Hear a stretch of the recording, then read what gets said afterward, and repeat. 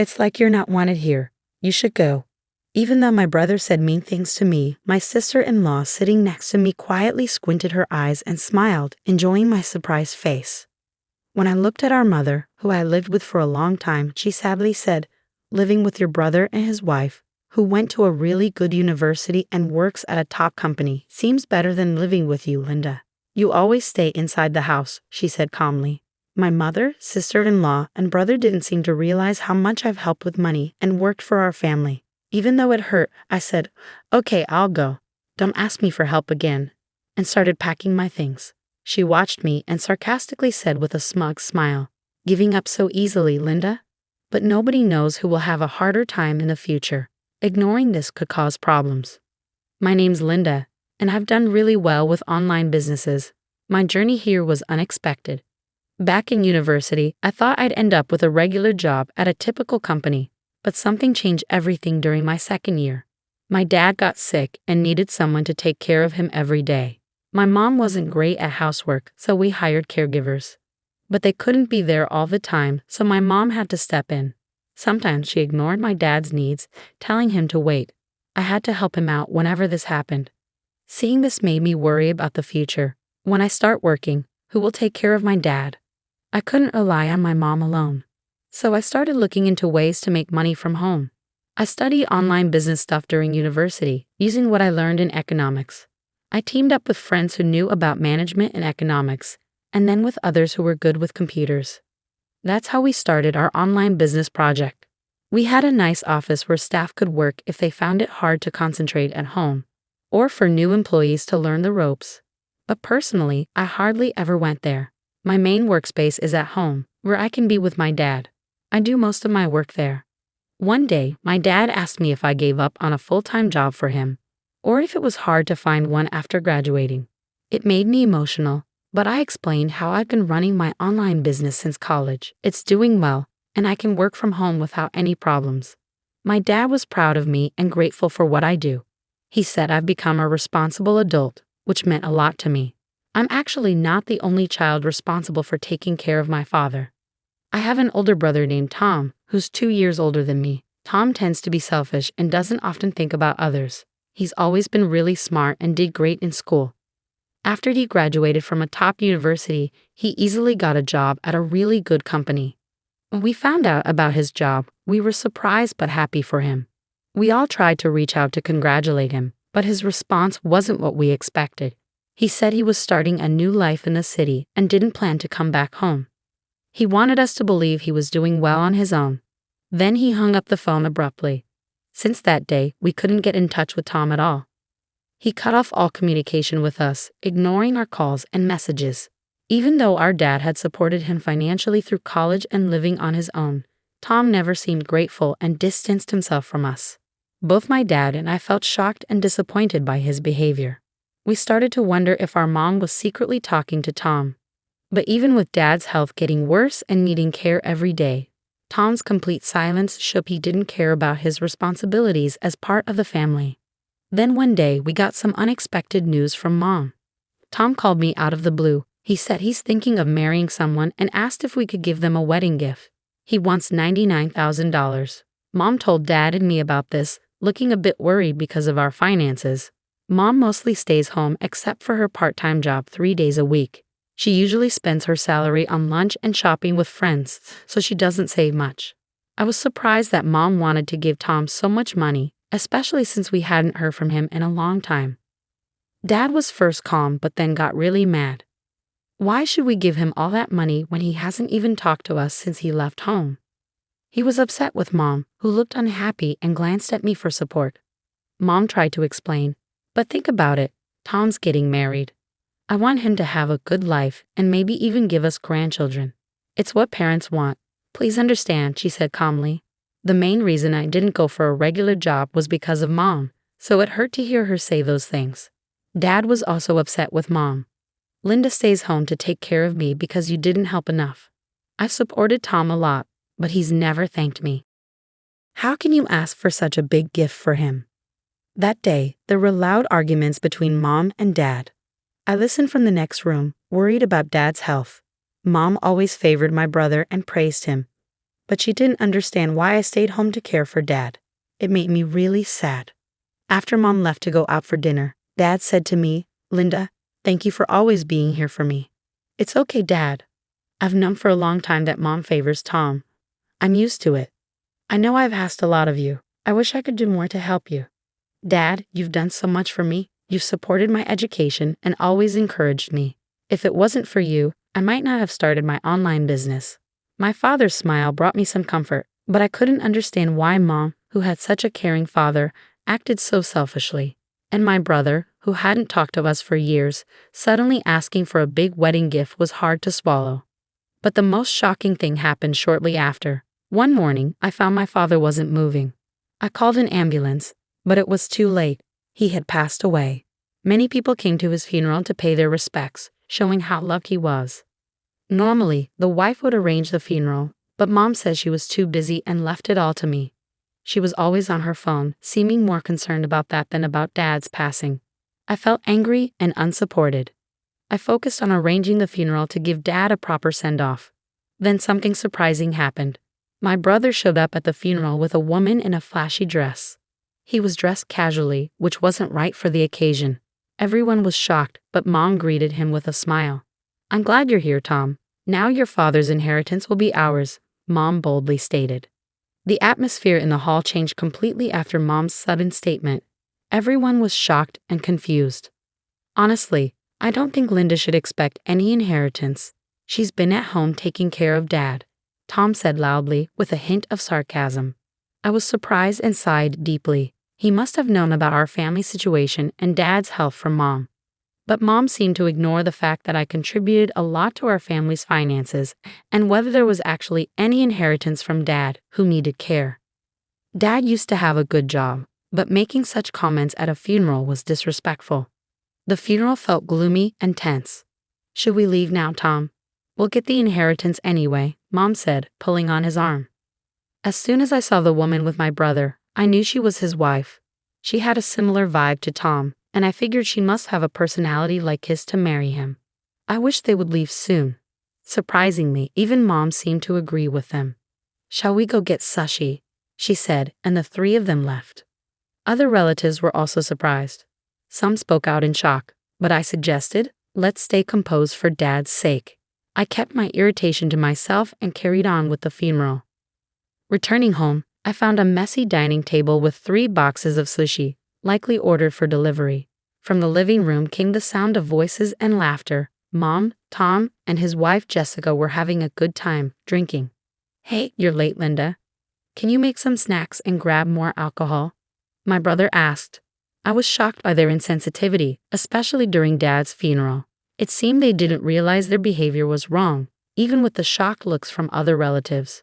Mom, who should have corrected them, was joining in their laughter, making me feel justified in staying. I wondered if they would have even bothered with a proper funeral if I wasn't there. So I told them, "There's no inheritance for you." I refused to get more drinks or snacks for them. Tom, now drunk, got upset. "What do you mean, Linda? You've always been at home, causing trouble for Dad. It's only fair we use his assets." Considering that Tom relied on Dad for all his college expenses, I couldn't understand why he felt entitled to Dad's assets. It frustrated me to see him act like he didn't owe Dad anything. "Isn't this house Dad's?" Tom asked. "As the eldest son, it should be mine. Why is Linda, who does nothing all day, living here?" Mom and Tom seemed to agree. The warmth Mom used to have for me was gone.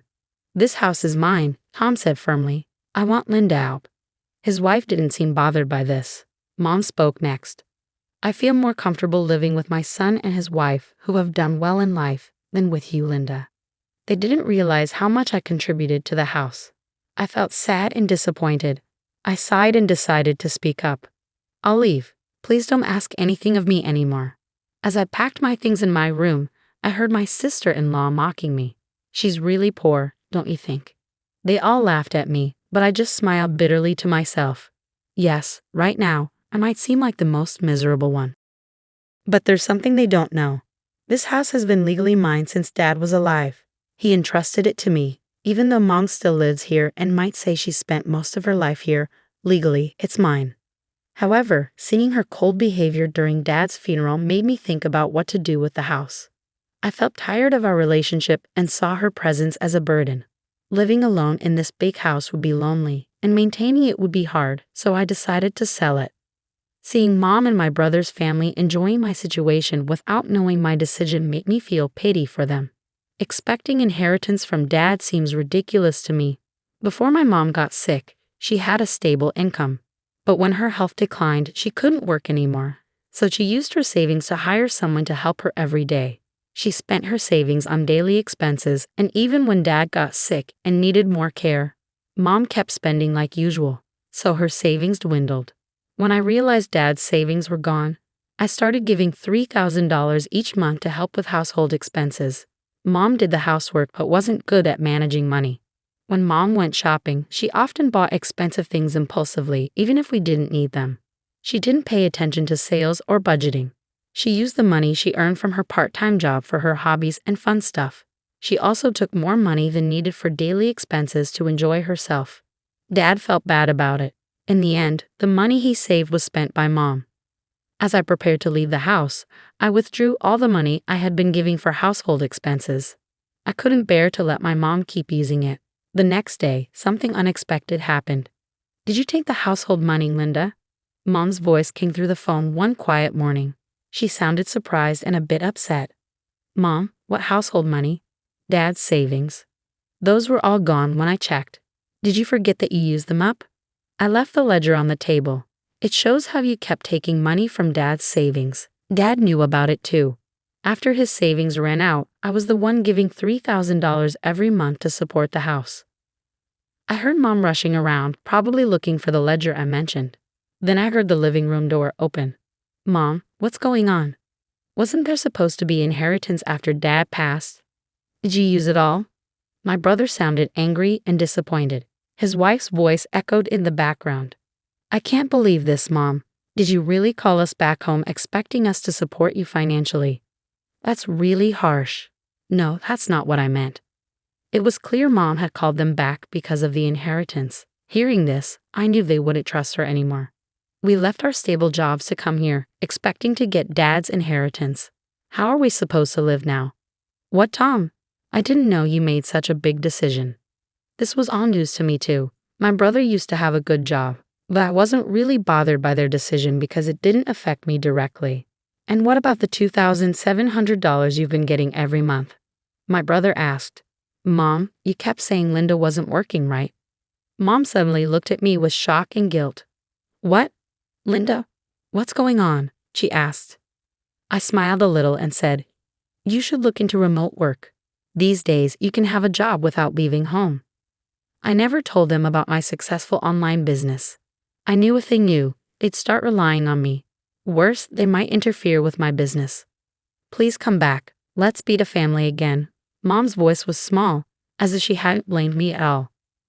But I had no intention of going back. "Mom, you just want to rely on my money, right? And about the house. While Dad was alive, I took over ownership because of the property taxes. It's mine now. I don't plan to live there anymore, so I asked my uncle, who runs a real estate agency, to sell it. He was really mad about what happened at Dad's funeral, so if my brother and his family stay there, he'll kick them out. Losing our home was something I never imagined. Mom sounded shocked, and I could hear my brother's voice on the phone asking, "What's going on?" Feeling too overwhelmed to answer my brother's question, I decided to leave everything to Uncle. He promised to handle things and explain everything to Mom and my brother's family, so I trusted him.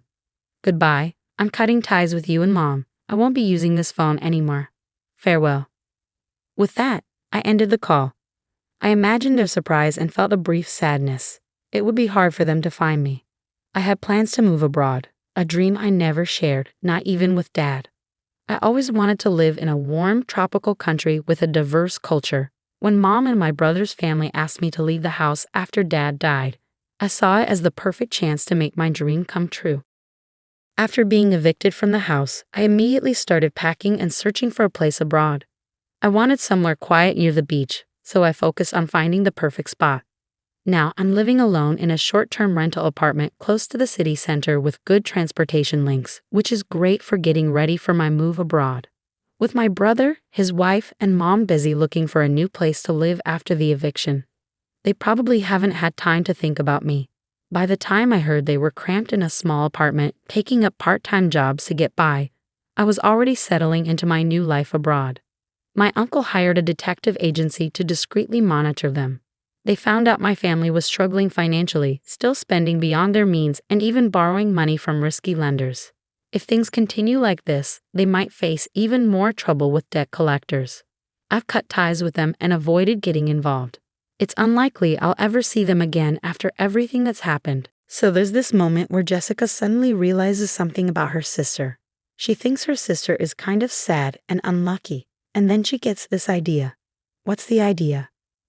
Well, just wait and see. Jessica, wearing a fancy wedding dress, starts talking to everyone around. She even grabs a microphone. Then she says loudly to all the guests, "Does anyone want to marry my sister? She's not super smart, and she's getting older, you know?" After saying this, Jessica's sister gives her a sneaky smile. But she doesn't realize how rude Jessica's words are. The room suddenly feels weird, and people start whispering. Some of them look at Jessica with disapproval. But Jessica doesn't notice any of this. She grabs the microphone again and tells her sister, "Come on, you have to make yourself sound better.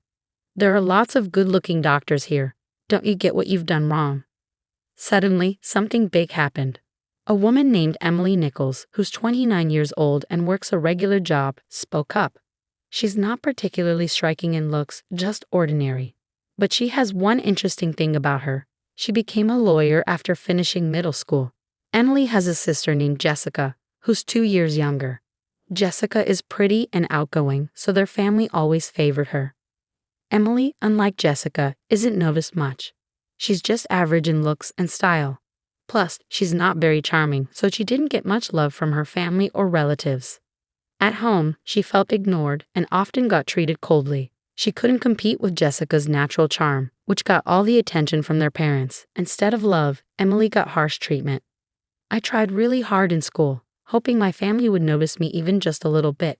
But no matter how well I did, I could never beat my sister. Eventually, I got tired of trying so hard to be loved by my family. I decided to focus on something else instead of seeking their affection.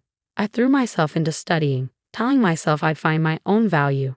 Studying hard made me feel more sure of myself, and I started to see good results. I hoped that one day my parents would praise me for my academic achievements, so I kept studying late into the night during middle school. I always got the highest grades in my class and did better than everyone else in tests. But my parents never praised me. Instead, they seemed disappointed if I didn't get almost perfect scores in every subject. They'd say things like, "Being at the top isn't enough. You need to be perfect in everything." Even if I got a 95% in a tough test, they'd still say it wasn't good enough. My mom's voice was like ice, sharp and cold. She always had something to say about my grades, making excuses feel useless. "Are you trying to show off these less than perfect grades?" she'd say, making me feel small. All I could do was mumble an apology. "Yes, I'm sorry," I'd say quietly. No matter how hard I tried, my grades never seemed good enough for my parents. They never appreciated my efforts. If I didn't get a perfect score, they'd scold me. But what hurt more than their coldness was when my sister Jessica said seemingly innocent things. "Oh, are you getting in trouble again?" she'd say, barging into my room and smirking at my report card. Getting scolded even with good grades? That's sad. I get praise even for barely passing. Then she'd pretend to be concerned, saying, "I thought you were feeling down." But I guess I was wrong. "If you were really worried, you wouldn't talk to me like that." "That was my report card," I said. "See, that's your problem. You're always so standoffish. That's why Mom and Dad don't show you love. It's because of that," Jessica replied, her eyes cold and full of contempt. Even as she walked away, I could still feel her disdain. After she left, I heard her cheerful laughter with our parents from the living room. I should have been used to this by now, but I couldn't stop the sadness that welled up inside me. Tears streamed down my face. In my hand was my report card, now crumpled from my tight grip. I made a new resolve to stand on my own and escape this suffocating family environment. I decided that excelling in my studies and improving my abilities was the key to my freedom. From that moment on, I promised myself I would make it happen. I threw myself into my studies with even more determination than before. One day, as the autumn breeze blew through the classroom windows, my father made an unexpected announcement. "Emily, you will not go to high school. You need to start looking for a job immediately," he said coldly. I was shocked and didn't know what to say. "Why would you say that?" I asked, trying to hide my confusion. My father replied, "It's not worth investing more in you. If you want to go to high school, you'll have to pay for it yourself. If you can't do that, you'll have to give up." "But I'm still in middle school. I can't get a job that pays enough. How am I supposed to?" I tried to argue, but he wouldn't listen. "Then you'll just have to accept it. Your mother and I have decided to focus our finances on Jessica. We can't afford to spend more on you," he said firmly. "That's not fair." I screamed internally, but my father's decision was final. His harsh words seemed to drain all the color from my world, turning everything gray. My mother and sister watched me with unhidden smiles, clearly pleased. Now, I understand there were options to cover high school expenses, like finding schools with tuition waivers or scholarships. But back then, I didn't know about these options, and I felt devastated by the end of my educational path. From that day, my passion for learning faded quickly. The praise from my homeroom teacher, who admired my grades, felt empty. With no support for my education at home, my hopes of continuing my studies seemed impossible. After middle school, I started working at a local factory. I wasn't old enough to live on my own, so I worked hard until I turned 18. Most of my salary went to the household, and I saved the small amount I kept for myself. Those days were tough, like crawling through an endless tunnel. On my 18th birthday, I finally left that house. I left a single letter for my family and, with a firm decision in my heart, walked away from the home that was now just a memory. After I left, it was as if I never existed to my family. They didn't call or write. At first, living away from them was painful, and I felt very lonely. But over time, work kept me busy, and the loneliness faded. Living independently, the stress from home disappeared, and I felt a new sense of mental freedom. This peace of mind reignited my enthusiasm. I regained my love for learning and decided to start studying again. I began with the basics, reviewing diligently. The joy of learning filled my heart once more, and soon I was studying with ease. I moved on to high school textbooks and started reading extensively. During my reading journey, I became fascinated by books on law, which sparked a deep interest in the legal profession. Although I had only finished junior high, the idea of becoming a lawyer seemed far-fetched. But then I learned about the preliminary examination system, which opened up new possibilities for me. This system offered a chance for someone with my educational background to take the bar exam. Armed with this new information, I intensified my dedication to studying. I used every possible moment at home and during breaks at work to memorize legal terms. During lunch, I would eat while studying for the bar exam. My workplace was full of older colleagues, most around my parents' age.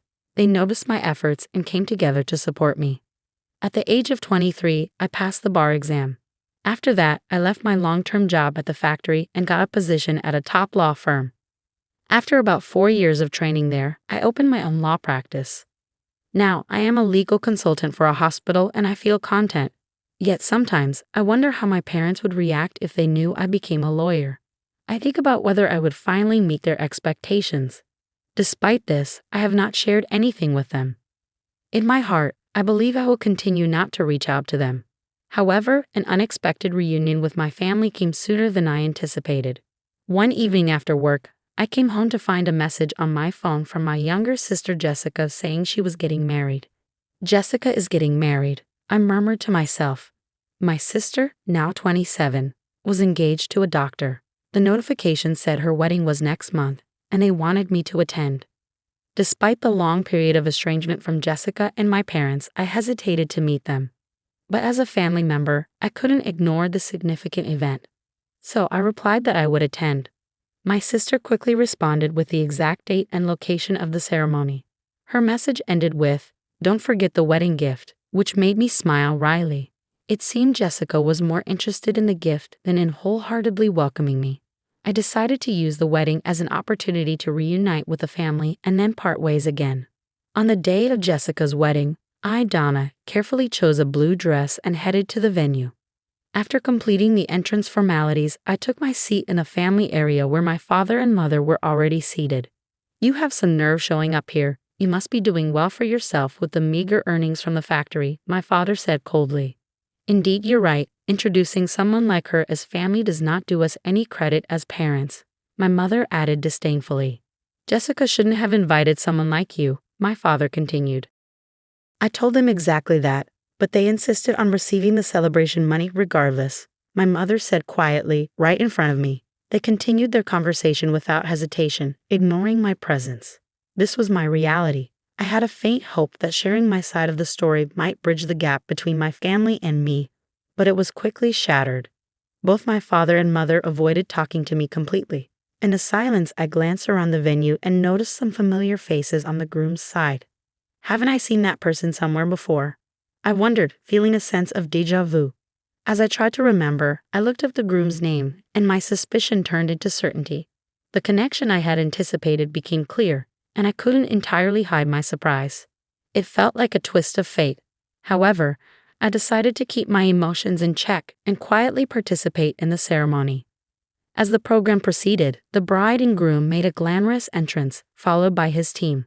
Guests offered warm words and entertaining performances, softening the atmosphere. Time passed, and the banquet gradually shifted to dinner and then to photo-taking sessions. Throughout this time, my parents got up without acknowledging my presence and moved towards the front where the bride and groom awaited. Jessica, like a magnet, clung close to them, smiling happily in each photograph taken. I pretended not to feel anything and focused silently on the meal in front of me. But unexpectedly, my sister Jessica approached me. She came closer with a smile, but her eyes had a spark of something more than excitement to see her sister after so many years. It seemed like she had an ulterior motive. Big sis, it's been such a long time, hasn't it? Are you happy to spend time together like this? She asked lightly. I nodded quietly, expressing my genuine thoughts. Yes, the banquet food is really wonderful, I replied with a sarcastic smile. Jessica continued, you can't get such luxurious food at the factory you work at, can you? You should be grateful for this opportunity. Something inside me felt like it was being torn apart, but I didn't show it on my face. Jessica's words grew sharper, cutting into me with a taunting edge. Oh dear, did I upset you? I'm sorry, but it's natural for you to be envious, isn't it? Your little sister marrying a doctor and all. The phrase I'm sorry slipped from her mouth flippantly, as if it were a meaningless ornament. I kept my expression unchanged and quietly waited for her next move. Then Jessica whispered in my ear, Big sis, because I feel sorry for you, I've come up with a great idea. Despite maintaining my composure, I asked with suspicion, a great idea. What is it? Jessica replied with satisfaction, you'll see, just watch closely. Adorned in her elegant wedding dress, she gathered the attention of everyone around as she received a microphone from the staff. Suddenly, she announced loudly to the guests, Ladies and gentlemen, you may not be aware, but my sister is here. She may not have the highest education or be the youngest, but if there is anyone kind-hearted enough, could you please take her under your wing? My face turned red in an instant. What are you saying, Jessica? I exclaimed, unable to hide my shock and embarrassment. Jessica continued even louder. Although she doesn't earn much and leads a modest life, is there someone here who can brighten my sister's future? As everyone's attention focused on me, Jessica seemed to be relishing my confusion, sporting a smug smile.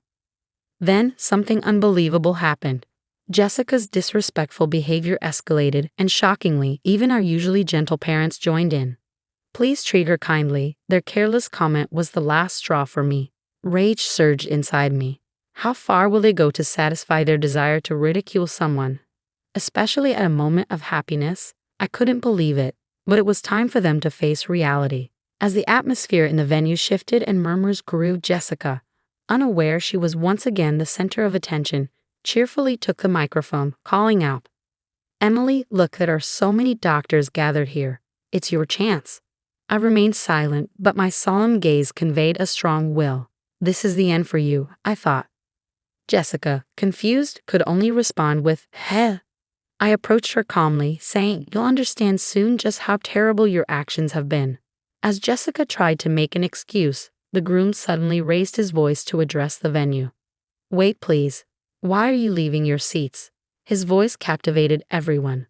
Looking towards him, it was clear that all his colleagues from work were standing up, heading for the exit.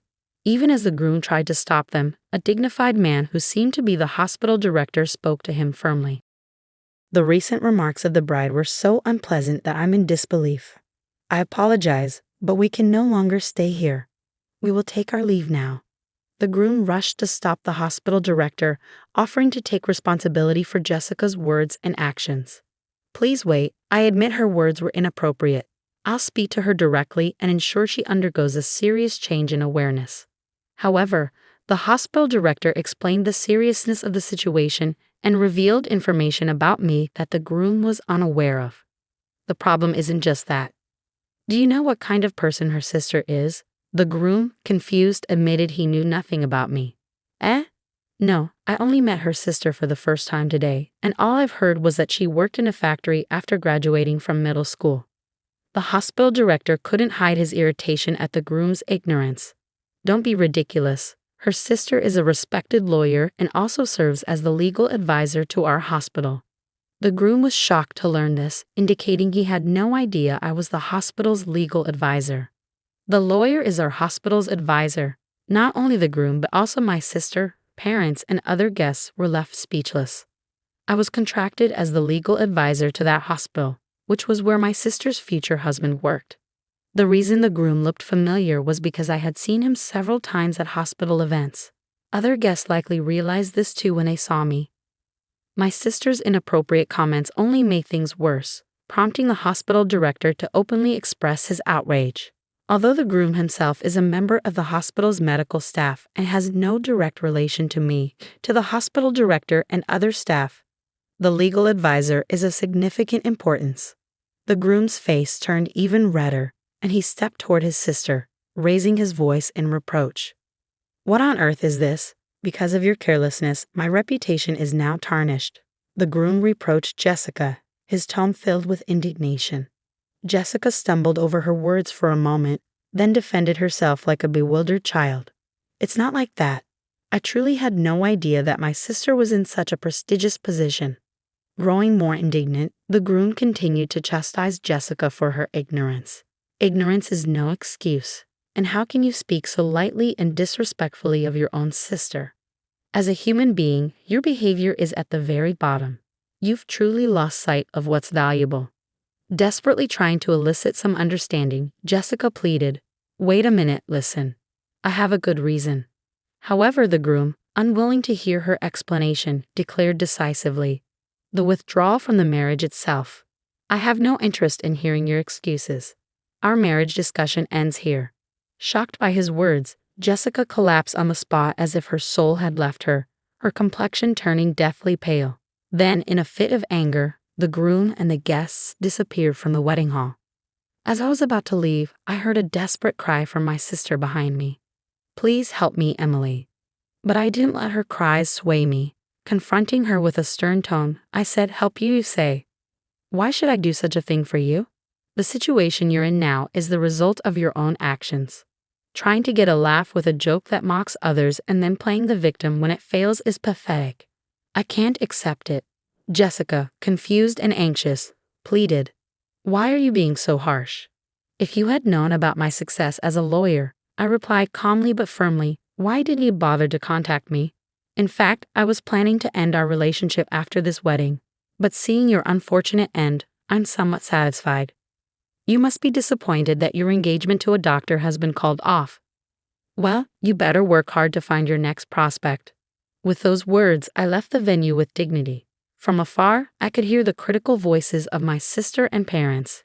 Everything went as expected, and my sister's marriage was no more. The parents, who had believed a secure future was guaranteed through my sister marrying a doctor, expressed their anger towards her for the first time. Amidst the chaos, my sister, always pampered, couldn't bear their anger and sought solace with a broken heart. But I turned a blind eye to her pleas, devoid of sympathy. I never answered her calls, despite her repeated attempts, and I cut off all contact with the family. I heard that my sister had quit her job, now unemployed, estranged from our parents, and spending her days isolated at home. As for me, I am enjoying a very satisfying life both professionally and personally, leading a peaceful existence without major problems. Although my relationship with my family has been rocky, I am grateful for the strong support I receive from colleagues and friends. This contented life isn't just luck, it's the result of years of self-improvement and hard work. There were challenging days, but overcoming each obstacle has brought me to where I am today. Reflecting on my past struggles and their impact on my growth, I aspire to continue living a fulfilling life at my own pace, setting achievable goals while minimizing stress. Several years ago, I got married, and with my husband came my sister-in-law, Sophia. I hoped we could get along well, but it felt like I was the only one who wanted that. Sophia didn't seem interested in getting closer to me. Instead, she often acted like she was better than me and only cared about my money. One day, Sophia's true feelings came out during a phone call. She said coldly, "If you're looking for your bank book, forget it. I have it." "Why are you surprised? Isn't your money basically mine too? So even if I spend it all, it shouldn't be a problem." I was frustrated and replied, "My money is mine. It's not yours." She just laughed and said, "Do you really believe that? That's funny." Since that incident, I believed that making peace with Sophia was impossible, and I started thinking of ways to get back at her. When I was ready to put my plan into action, my sister-in-law smugly said, "Once you marry into our family, isn't it natural to think everything you have now belongs to the family?" I was shocked and could only mumble, "That's not true." Actually, I had already bought a new car using the money from the bank account. Instead of withdrawing a large amount at once, which would raise suspicions, I carefully withdrew $3,000 multiple times using an ATM. There was no money left in the account, so Sophia could forget about it. Sophia laughed loudly, clearly feeling victorious. Seeing her in such a good mood, I decided to strike back. "Then I'll give up on the bank book and the money inside it, as you say." "What are you talking about?" she asked, confused. "You told me earlier to forget about the bank book and the money, right?" "Yes, I did. But you're the one who needs to let go.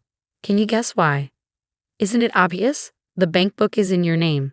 Have you checked whose name is on it?" "Of course it was kept on a shelf in your house, so it must be in your name," Sophia said, sounding irritated. But I didn't back down. Her slip of the tongue was a big advantage for me now. "Sister-in-law, it seems you misunderstood something." Then I started to explain everything slowly and carefully to Sophia. "My name is Emma. Let me take you back to when I married my husband, Lucas. His family runs a metal processing business. His dad is the boss, and his mom handles office work. Lucas works hard as an employee there. It's a pretty big company with many talented people, including Lucas. I really want to support his family's business, but in the midst of all this, I noticed my mother-in-law looking exhausted.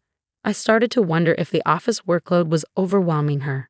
So I decided to ask her directly about her health and how things were going at work. "Mom, are you okay? You seem tired." "Thank you for asking.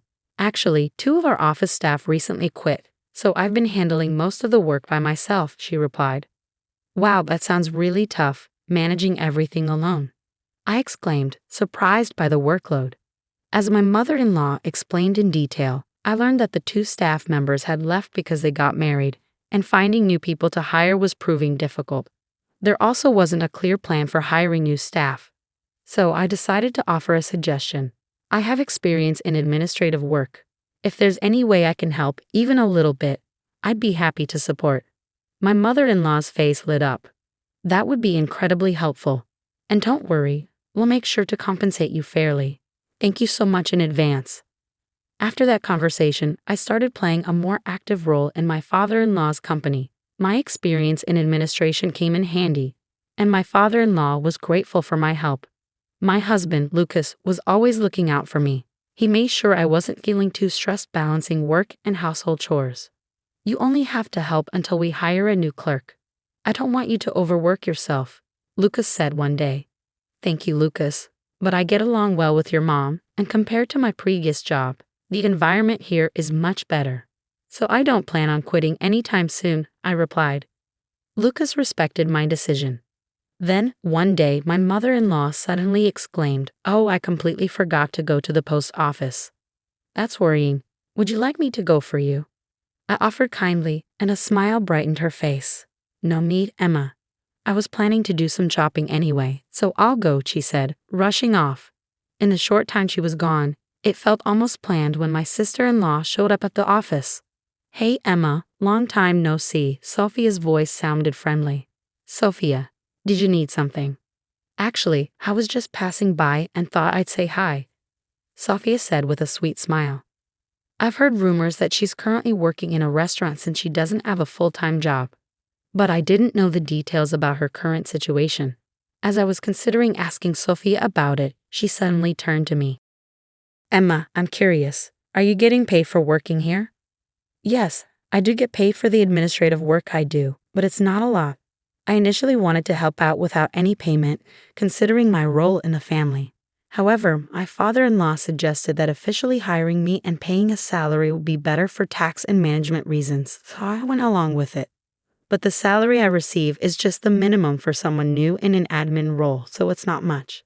I wasn't sure how much Sophia knew about my salary, but from her attitude, it seemed like she was expecting something. In that case, could you share some of it with me? Sophia asked.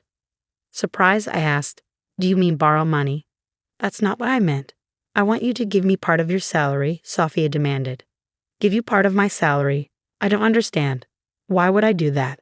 I replied, trying to understand her intentions. Don't make me repeat myself. Just give it to me now, Sophia insisted, her expression turning serious as she approached me. Then she noticed a small safe on the table. It's in there, isn't it? She asked, reaching for the safe. Panicked, I blurted out, wait, that contains important funds for the company. Company funds? But this is our father's company, right? So technically, that money belongs to him. There shouldn't be a problem with me borrowing some of it, Sophia argued back. But that wasn't the point. I tried to stop her, but Sophia was determined. In the end, she forced open the safe and took out some bills. I'll be taking this, she said. Give it back. How will I explain this to everyone? I pleaded. That's your problem. You'll figure it out. Goodbye, Sophia said, whistling as she left. I stood there in shock, watching her go. I wasn't sure how much she took, but it didn't seem like a lot. I needed to check what was left. I looked at the ledger and then checked the safe. I was short $170. Sophia had taken two $50 bills and three $10 bills. My heart raced as I checked my wallet, but there were only a few $5 bills. This isn't nearly enough. What do I do? I felt frustrated and desperate. I thought about telling my mother-in-law the truth, but I hesitated because of the potential backlash from Sophia. Fear of revenge stopped me from confessing. With no solutions in sight, my mother-in-law returned from shopping. I'm back, Emma. You look upset. Is everything all right? She asked, showing concern for me. Mother-in-law, there's something I need to tell you. I started preparing myself to reveal what happened. You don't need to apologize. Sophia has caused trouble before. Dealing with her has been tough. I'm sorry she put you through this. I'd appreciate it if the money Sophia took could be deducted from my salary, I said. Don't worry about it. I'll handle it as her mother, but I have a small request for you. She asked me to record Sophia's voice next time she came to the office. The method was simple. Use a smartphone or digital recorder to capture the atmosphere and conversation. But why do we need to record her? I asked. Sophia is an adult now. I believe she needs to face proper consequences for what she did, my mother-in-law said. Indeed, that's true. But to make sure she doesn't repeat her mistakes, we need to show her the significance and impact of her actions. I agreed. After our conversation, I decided to always wear a voice recorder. A week later, while my mother-in-law was out, Sophia showed up at the office again. Hey, how's it going, Emma? She greeted me. Why are you here again? I asked nervously, discreetly starting the voice recorder. I'm a bit short on cash right now, so I thought I'd borrow some from you, she said. I'm definitely not lending you any money, I replied firmly. Why? You lent it to me before, didn't you? Sophia argued. That was you taking it without permission, I reminded her. But you managed to cover for it later, didn't you? She countered. I couldn't admit that I had informed my mother-in-law about what happened. If I did, Sophia would likely leave immediately, and I wouldn't be able to gather the evidence my mother-in-law requested. Thinking carefully about my response, I said, You found a way to fix the situation, didn't you? Can you lend me some money today? That's not possible, I replied firmly. You married into this family, right? As a daughter-in-law, can you go against your in-laws' wishes? Sophia's argument surprised me with its irrationality. Enough with the excuses. Give me the key to the safe. Sophia slammed the desk in anger. Just then, I heard my mother-in-law's footsteps approaching from outside. "What are you doing, Sophia?" My mother-in-law's voice startled Sophia. "Oh, Mom. You haven't found a proper job, and now you're asking for money from your sister-in-law. Aren't you even a bit ashamed?" Well, what exactly are you thinking, Sophia?" "Quit bothering me. I may not have a full-time job, but I'm working part-time and managing just fine. At your age, still relying on part-time work? Aren't you embarrassed? Your friends have careers, families, and you're still. It's my life, and I'll live it how I want. And I have a great partner," Sophia interrupted, clearly agitated, before storming out of the room. After she left, I felt relieved. "Mother-in-law, I appreciate your understanding," I said sincerely. "Don't worry. Now that Sophia knows, she must be feeling some regret." My mother-in-law reassured me with a smile. But despite her reassurance, I still felt anxious.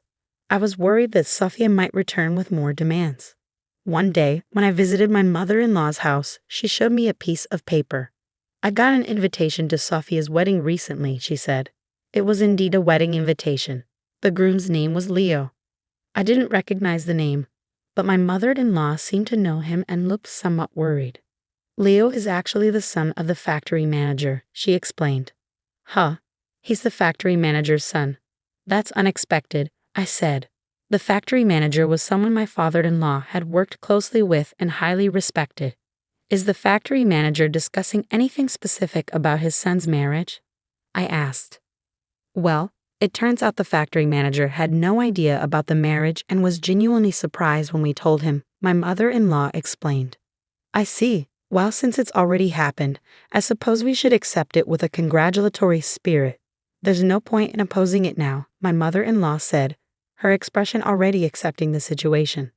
After the wedding, my sister-in-law probably told my mother-in-law, "See, I did find a proper groom."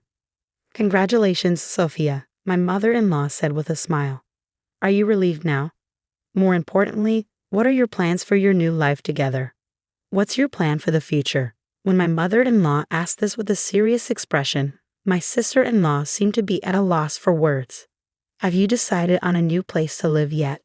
my mother-in-law asked. "That's something we'll think about in the future," Sophia replied vaguely. "I thought as much. For now, you should start by living in our apartment. We're planning to move to a new place, so you can have this house. Consider it our final support for you. If you need to, find part-time jobs and support yourself," my mother-in-law said. "All right, I understand," Sophia replied, looking displeased.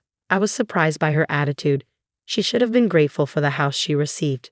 Most of all, I felt sorry for my mother-in-law, who seemed pained and hurt. My husband, Lucas, seemed to feel the same way and quickly suggested something to my mother-in-law. "If that's the case, why don't you come live with us?" Lucas asked. "It's okay. I've already discussed and decided on our new residence with your father," my mother-in-law replied. "Are you sure that's fine?" "Well, just until we move into the new house, can we leave some of our belongings at your place?" Lucas asked. "Of course that's fine," my mother-in-law replied, which made me feel relieved. I thought once my sister-in-law got married, everything would be calm. But problems started soon after she moved into her new home. The day after they moved in, my mother-in-law called us early in the morning while we were getting ready for work. "Why are you calling so early, Mom? Is everything okay?" "Emma, I hate to bother you, but I need to ask something. Is Sophia with you?" My parents-in-law planned to take a short break from their house and stay in a hotel for a few days. During this time, my sister-in-law and her husband were supposed to move into their house. Some of the furniture and stuff from there were temporarily stored in our house. My mother-in-law was worried about how things were going for her daughter, so she decided to visit their house that morning to check. But when she got there, she couldn't find any sign of her daughter or her husband. "Since they helped move some stuff from our house to yours yesterday, I thought they might be staying with you." "No, they came back home." "Then where could they be? Maybe they went on their honeymoon." "That's possible. If you find out anything, please tell me." After that, she hung up. Later, I told my husband what happened, but he didn't know anything either. I didn't think I needed to do anything else. So I decided to wait quietly for my sister-in-law to contact us. But as days passed, not hearing from her became worrying. My mother-in-law started thinking about reporting her as missing to the police. While we were discussing this in the living room, she suddenly said, "I'll go get the bank book for a moment." "Why?" "I want to withdraw some money just in case. If we have to search for them, there might be expenses," she said, sounding worried. I understood her thinking ahead and stayed quiet in the room. Suddenly, I heard her shocked voice from the next room. "What? I can't find the bank book." My husband Lucas and I rushed to the adjacent room. Inside, my mother-in-law looked flustered in front of a shelf. "Did you keep your bank book here?" I asked, and she nodded rapidly, confused. "Isn't this the shelf we moved last time?" I remembered that we moved things from her house in 2 stages. First, the day after my sister-in-law's wedding, and then just a few days later, before she disappeared. The shelf in question was from the first move, but neither my husband nor I remembered touching it. Neither of us touched or checked that shelf. "But are you sure you left it here?" My husband's doubt annoyed her, and they started arguing. I stood there confused, watching them, when suddenly my phone rang. The unexpected call in this tense situation startled me. Reluctantly answering the phone, I asked, "What's wrong? You sound upset." It was my sister-in-law. Hearing her voice surprised me. Raising a hand to interrupt the argument, I said, "Sis, is that really you?" Both Lucas and my mother-in-law stopped arguing, turning to me with surprise. Turning back to the phone, I asked again, "It is you, right?" My sister-in-law's answer was short and annoyed. "Who else would it be? Where are you? We've been really worried about you." But my sister-in-law brushed off the question, saying, "It doesn't matter where I am. I have something to ask." From our conversation, it seemed she took the bank book and used the money to buy a car. That money belonged to me, she even said outright. Angry at her selfish comments, I told her everything that had happened. "Mom's bank book is missing, and it's causing a lot of trouble." "What? Mom's bank book is missing?" Sophia sounded genuinely surprised. "Whose name is on the bank book you have? Is it under my name?" Just a moment." I could hear her rummaging through things on the other end. She probably mistook my bank book for my mother-in-law's. But my mother-in-law hadn't spent much recently and hadn't realized it was missing. It had been over a week since Sophia took the bank book, so the money inside was probably already spent. After a while, a flustered voice said, "Wait, is this Mom's bank book?" "I knew it," I said quietly. Suddenly, my phone was snatched from my hand. My mother-in-law looked angry as she held my phone firmly. "Sophia, I've heard everything." "What? Mom, why?" "I was worried about you. Then I got a call from you. But how did you hear my conversation?" "Because Emma had her phone on speaker. I had put the phone on speaker so my husband and mother-in-law could hear what Sophia was saying. They heard everything, including that she used my bank book to buy a car." "What were you thinking? That's so irresponsible." My mother-in-law's voice filled the room. Sophia apologized, sounding regretful. "I'm really sorry. Using company funds without permission and taking someone's bank book. I messed up. Please forgive me. I'll be more careful from now on." "It's too late for that. Come home now and explain." "Yes, I understand." Sophia's shocked voice was interrupted by a loud thud from the background. "Hey, Sophia, are you okay?" my mother-in-law asked, but there was no reply. After a moment, Sophia's frantic voice came back. "Help me at the convenience store parking lot." Then the call ended suddenly. We could guess what happened. Sophia might have hit the gas instead of the brake and driven the car into the store while on the call. Soon after, the police reported that Sophia's car crashed into the store. Both Sophia and her husband were in the car. Luckily, they weren't seriously hurt, but the aftermath was messy. It turned out Sophia didn't have car insurance, so they had to pay for all the repairs themselves. My in-laws were furious. They went to get Sophia right away. Sophia's husband's parents were also angry, especially his father, who manages a factory. He scolded Sophia harshly, saying, "Just because you're part of this family now, do you think everything should be handed to you?" Those were the same words Sophia used with me. Just telling my mother-in-law wasn't the end of my plan. I made sure Sophia's father-in-law, the manager, heard a recording of the conversation too. With Sophia's own words on record, she couldn't deny anything. The manager was even tougher on them. He ordered Sophia and her husband, "Since you're broke, you'll work for me and hand over your earnings." After that, they had no choice but to work at the factory under strict supervision. It was the best option financially. My in-laws kept a close eye on them, both at work and at home. They worked all day and lived under scrutiny afterward. Feeling overwhelmed, Sophia eventually approached me at the factory, crying, asking for help. "I'll do anything. Please forgive me." "Anything? Then work sincerely and pay back what you took from us." Seeing Sophia so desperate, breaking down in front of me, was unexpected. Her state showed how worn out she was mentally. It's a moment I won't forget. Part of me thought, "You deserve this," but seeing her like that, I felt a twinge of sympathy, but she brought it on herself. Changing the subject, my life took a big turn shortly after. I decided to quit my job. I heard they were hiring new staff, and I found out I was pregnant. I want to focus on my new life with my baby and make sure I get enough rest. Hey, I'm Kenneth, but everyone calls me Ken. I just turned 33, and let me tell you, I've got quite a story to share. Before today's events, I didn't really believe in karma or anything spiritual. I thought it was all just in people's heads. But now, I've had a change of heart. I totally believe that what goes around comes around. And it's all because of my mean mother-in-law and her family. Well, except for my amazing wife, she's the exception. Despite growing up around all that negativity, she's still a wonderful person. Now let me tell you about the crazy stuff that happened on a sunny Wednesday morning in my house. Hey, could you come down here real quick? What's up, honey? I need to ask you something, and please don't say no. My wife gave me those adorable puppy dog eyes. And honestly, who could resist that? She explained how her mom, Georgina, was coming to town and needed a place to stay. I knew what she was getting at, and I quickly said no. "But babe, it's just for the weekend. Can't you handle having a sweet old lady around for a couple of days?" Let me tell you, that lady was anything but sweet. She was like pure evil, I kid you not.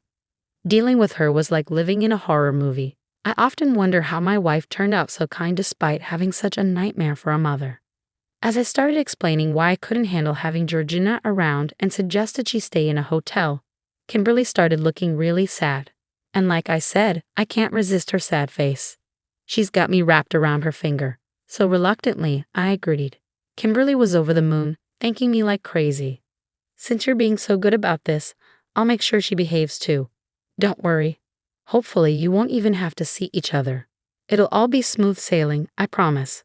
Well, that promise didn't last long because what happened next was totally unexpected. It was Friday afternoon, and Georgina, my mother-in-law, was about to arrive. We prepared the guest room with everything she might need and some stuff she likes, hoping it would keep her from causing drama. Around noon, the doorbell rang. Kimberly, busy in the kitchen, called out, "I think she's here, Kenny. Can you get the door, please?" I prepared myself and opened the door. Standing there was a woman with a not-so-friendly expression. It wasn't a smile. It looked more like a scowl. My mother-in-law, I greeted her. "Hello, Kenneth. Hi there. How was your trip? Are you doing okay?" I welcomed her inside, taking her stuff and doing all the host stuff without being too pushy. But I could feel my irritation building as she started her never-ending complaints. "Wow, Kenneth, the patio looks amazing. Did you do this?" "Yeah, it looks absolutely lovely. I'll need to snap some photos soon." "Oh, could you take those bags upstairs to my room, dear? And could you also make me a coffee? I'd like a caramel macchiato with whipped cream, please." Did she think this was a Starbucks? If you've ever seen A Streetcar Named Desire, you might get an idea of what Georgina was like. She acted just like Blanche, all high and mighty with a touch of fake innocence. She strutted around like she was a gift to the world.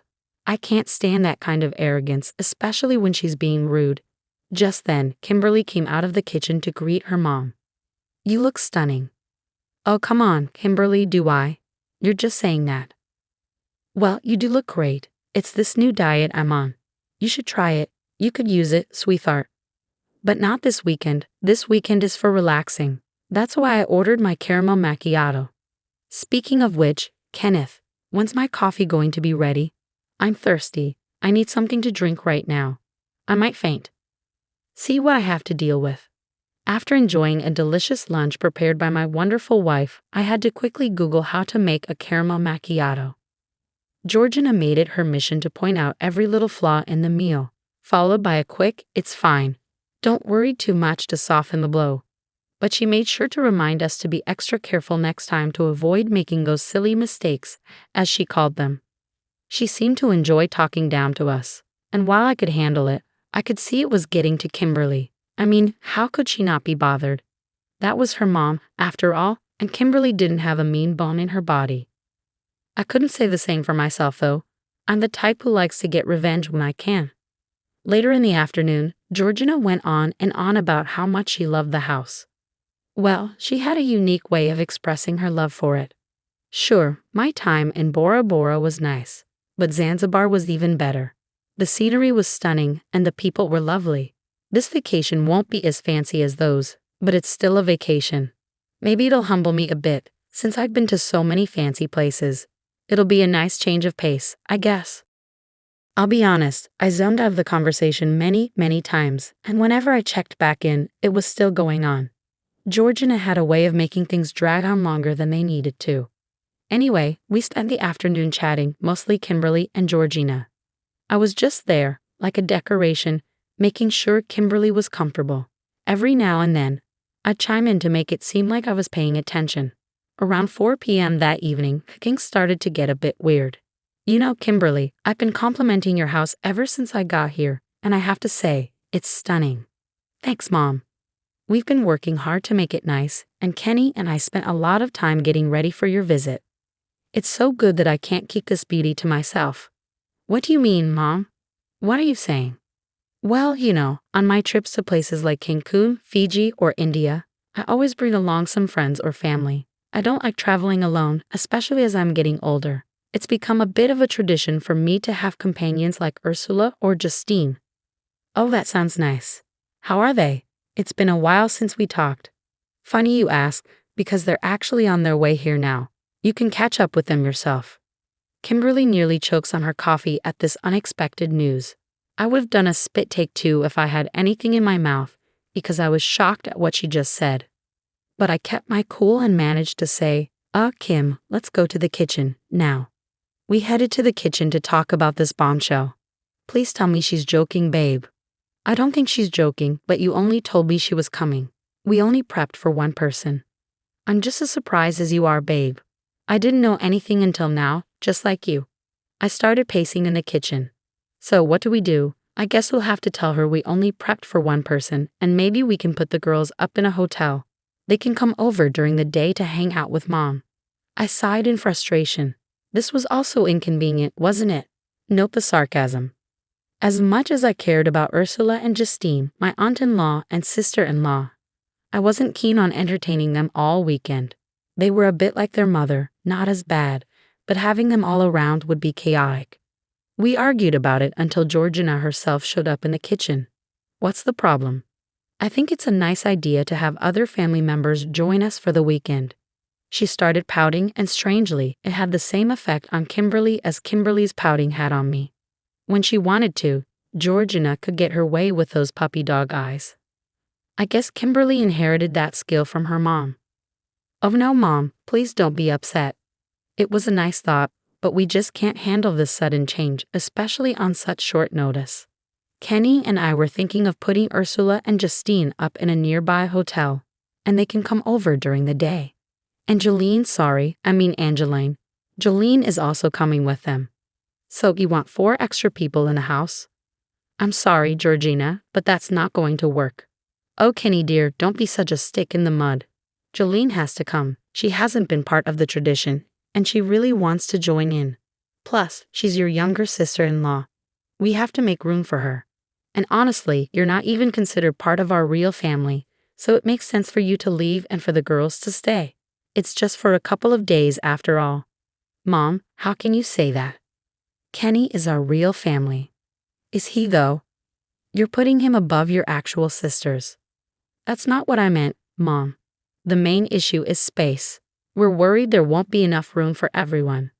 I'm glad you brought that up because I've come up with a solution that will please everyone. Okay, let's hear it. Okay, so here's my idea. Ursula and I can share the bed in the guest room since it's big enough, and Jolene can sleep in Kimberly's bed. There was silence. I was completely lost. I looked at my wife, and she seemed just as confused. Finally, I asked, So you want 3 people to sleep in one bed? That's uncomfortable and inappropriate, don't you think? Yeah, Mom, we're adults now. It's not appropriate for me, my husband, and my sister to share a bed. Aha. I knew you'd say that, which is why I think it's best if Kenneth doesn't stay here during this time. Again, silence. At that moment, I think she finally lost it. So you want me to leave my own house? Kenny, dear, don't call me that. Kenneth, don't talk to me like that. Kimberly, are you going to let him speak to me like that? Look, I don't appreciate you coming into my house and making last-minute demands. It's not fair. If you wanted a girls' trip, that would have been fine if you planned it in advance. Why didn't you just tell us what you wanted? And saying I'm not your real family was rude. I didn't think you'd get so upset now. Honestly, you're acting childish, don't you think, Kim? I don't know what to say, Mom. I don't think it's fair. Oh, you dumb people and your sensitivity. I didn't do this on purpose. It must have just slipped my mind. I'm sure you understand. I didn't quite understand, but when I looked at my wife, she was silently pleading with me. I caved in, feeling frustrated, and said, Georgina, better communication would have been appreciated. As I said earlier, I wouldn't have minded if you ladies wanted a girls' trip for the weekend. I could have gone on a trip with the guys or worked at the orphanage. But springing this on us isn't fair. We're adults, even if you see us as your kids. You're a guest in our home, and you need to respect that. I stayed calm and politely pointed out her mistake. She scoffed, walked around, and even laughed at times, seemingly trying to avoid the embarrassment of being confronted by her sister-in-law. Nevertheless, I stood my ground. You want to have a girls' trip and have everyone here for the weekend.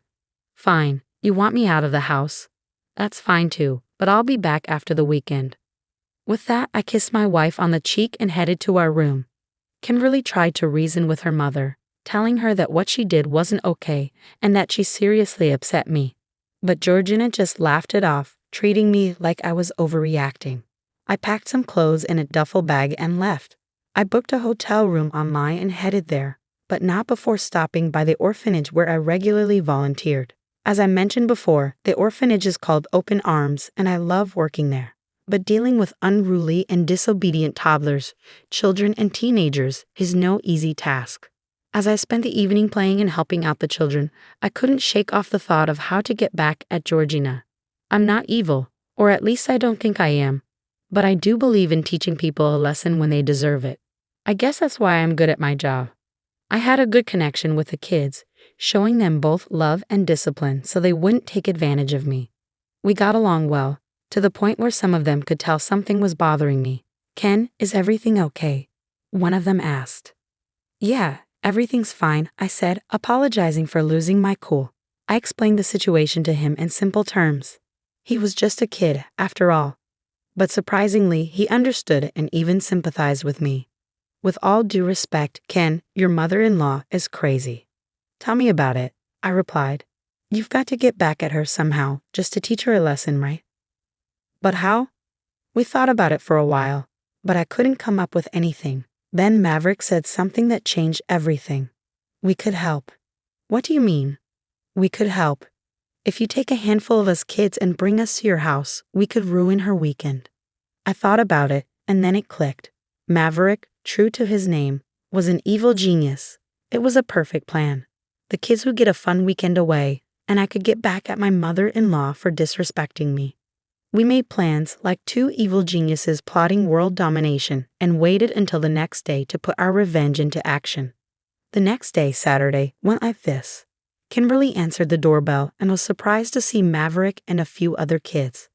Why, hello, Kimberly, Kenny. Oh, Maverick, hello, how are you? Then she noticed the other kids and looked confused. What's going on, babe? Oh, nothing. I thought I'd bring the kids along to join in Georgina's lovely vacation, I said as I walked into the room, followed by 5 kids aged 6 to 10. They were known as the rowdiest bunch, but they could be sweet when they wanted to be. It was when they felt disrespected that they'd let loose. I promised them ice cream if they caused chaos. Hello, Kenneth, how are you? Oh, who are these lovely children? Good morning, Georgina. I hope you're all well. I see the rest of the gang made it. Hey, Kenneth, how are you? I'm well, thank you. Who are these kids?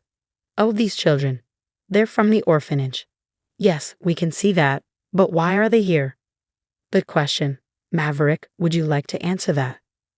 Well, Ken told us about the lovely vacation you were having in his home.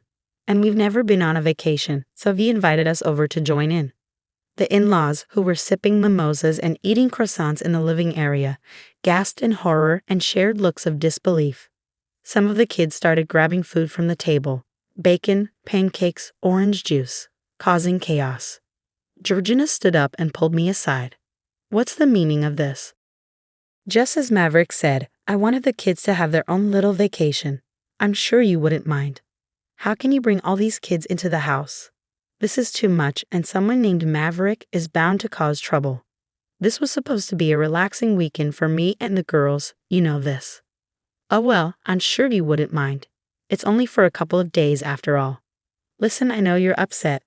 No, you listen here, Georgina. I'm tired of you acting like you own the place. If you want to stay here for a vacation, that's fine, but the kids are staying too.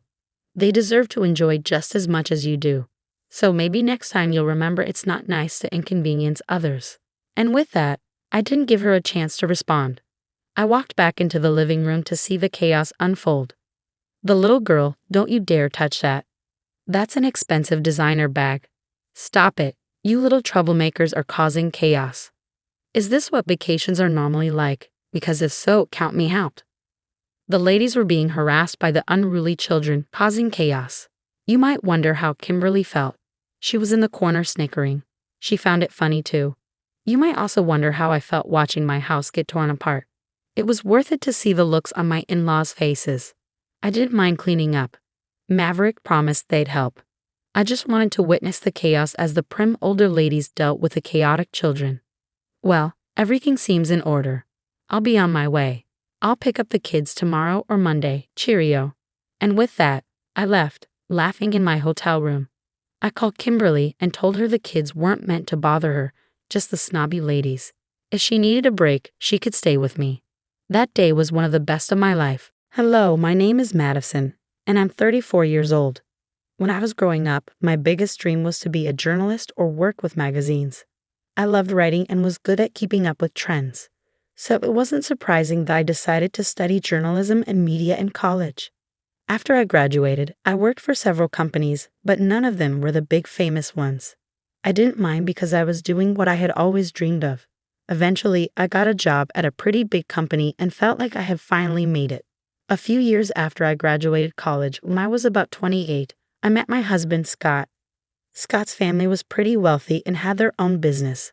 I'm mentioning this because his mother, Tricia, always disliked me and insulted me. She thought I wasn't good enough for him and that I shouldn't have married him.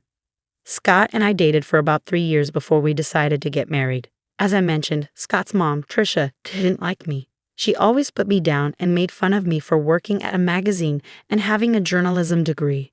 At first, her behavior really hurt me because no one should be treated like that. But for some reason, Tricia thought it was okay to treat me that way. Scott always defended me against his mother. His dad, Fred, also stood up for me whenever he heard Tricia's remarks. I was thankful for both of them. As time went on, I started to get used to Tricia's insults. Scott even suggested that we limit contact with her. But I didn't agree. Scott worked with his dad, and if he stopped talking to his mom, it could make things awkward for Fred. Fred was a wonderful person, and I didn't want to put him in a tough spot. I also didn't want Scott to cut off his family because of me. I learned to deal with it mostly because we only saw Tricia twice a month at most. But things changed when Fred had to go overseas for a business project. Tricia didn't want to be alone, so Scott and I agreed to let her stay with us until Fred returned. I had a bad feeling about it, but I believed that family should always come first. Living with Tricia was really tough. She constantly nitpicked and criticized everything I did, and the insults never seemed to stop. But I could handle all of that as long as she didn't actually harm me. However, everything changed during one week that turned out to be really difficult. I had a major presentation coming up at work. We were redesigning a section of our magazine, and I was responsible for making it great. This presentation was crucial because it would determine if I got a promotion, but Tricia didn't understand why it was so important. I don't think knowing would have changed her opinion of me anyway. Since Tricia was staying with us, she saw how stressed I was about it. The night before my big presentation, I was talking to Scott about how nervous I felt when she overheard us. She walked into the living room and decided to share her thoughts. This is a big deal. All the top bosses will be watching me. I can't imagine how scary this must be for you. I'm glad you had it easier with your business, but this is such a different game. I'm so scared of messing everything up. Don't say that. You'll do great. I wish I could believe that. I just feel so unsure of everything. What if I mess up the presentation? I couldn't help but overhear you both talking. Mom, we're having a private conversation. Well, Madison, I just wanted to say that you have nothing to worry about. You probably don't have the skills for this, so you'll probably do badly tomorrow. Excuse me? Just treat it as a chance to quit your job and be a housewife. Then maybe you'll be good enough for my son. I can't believe he married a journalist. Mom, you're crossing a line. Leave. You know what? I don't have time for your nonsense, Trisha. I have bigger things to worry about than your opinion of me and my relationship with your son. How dare you talk to me like that? So it's fine for you to talk to me that way, but not the other way around. Scott, say something. Your wife is disrespecting your mother. She's just standing up for herself. I don't see anything wrong with it. She's manipulating you. Look at how easily you can turn your back on family. Madison will regret this. I was furious at Trisha for barging into Scott's and my conversation and insulting me so blatantly. Scott tried to apologize for his mother's behavior, but I stopped him. He wasn't responsible for her hurtful words. After that, we decided to call it a night and went to sleep. I was too focused on everything else to even think about Trisha's threat towards me. I figured she would just continue tormenting me, which honestly, I didn't care about at that moment. Dealing with her could wait until after my presentation. The next day, I hurried into work with my laptop, ready for my presentation. But when I opened it, I realized something was terribly wrong. All the files on my desktop were gone, and my laptop had been reset. I started to panic. I had emailed the presentation to myself, so I tried to calm down. But when I logged into my email, I saw that all my emails were deleted, even from the trash. My heart sank and tears filled my eyes. I felt an overwhelming fear. I had to explain everything to my boss, who was not happy. He yelled at me for a while before telling me not to bother with the presentation because he had someone else do it in case I messed up. I knew then that any chance for me to advance in the company was gone.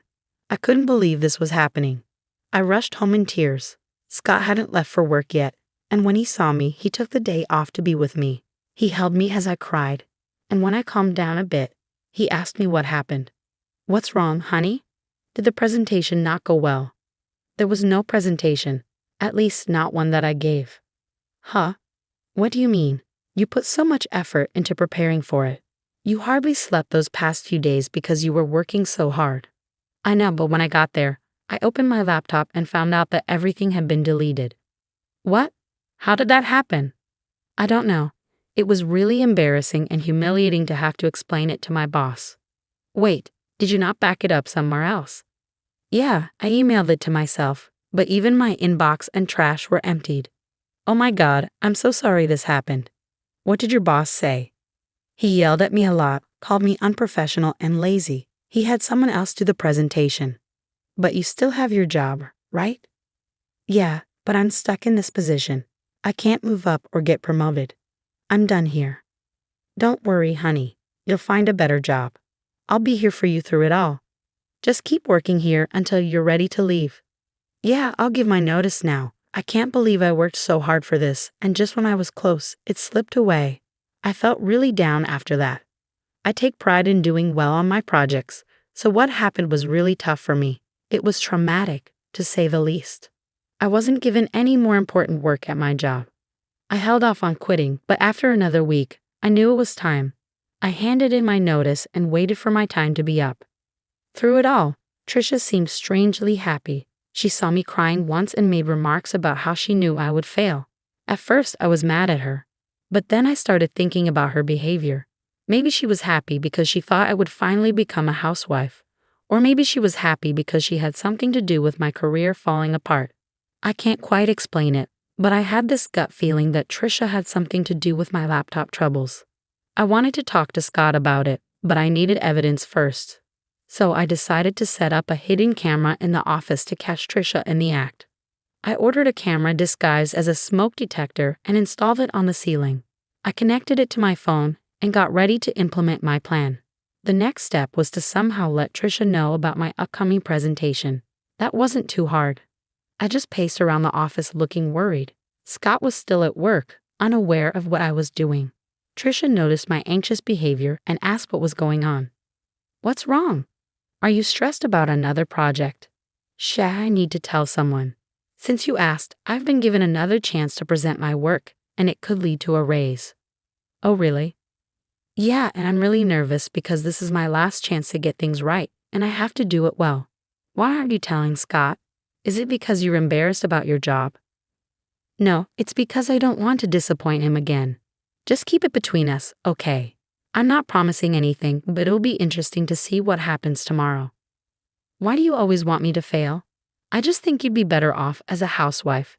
It's less embarrassing than what you're doing now." "I don't have time for this, and I don't care what you think. Please leave me alone so I can practice my presentation before Scott gets home." Trisha left, but not before giving my laptop a look and smirking at me. I had a feeling something was up. I stayed in the office a little longer, only leaving when Scott came home. Trisha didn't mention my presentation, but she kept smirking at me during dinner. After we went to bed, I checked the footage from the hidden camera on my phone, keeping an eye out for any movement. Scott and I watched a few episodes of our favorite TV series as usual. There wasn't any action until midnight when Trisha entered the office. I quickly showed Scott what was happening on my phone. He seemed puzzled at first, but then he saw Trisha messing with my laptop until it shut off and restarted. Scott looked at me shocked. I explained what I had done, and he was furious with Trisha. Trisha was still in the office, snooping through my files. Scott got up and stormed into the office.